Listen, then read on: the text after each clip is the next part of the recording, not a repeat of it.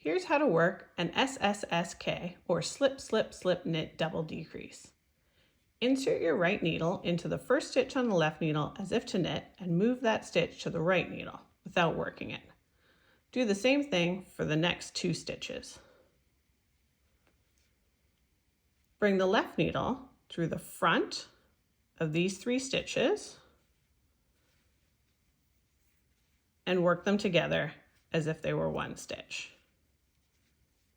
Here I've taken 3 stitches and worked them together to create a single stitch. This type of double decrease has a lean to it and it leans to the left. In this swatch, I've worked a knit 3 together, knit 2 stitches, and then worked an sssk. And you can see the decrease line forming.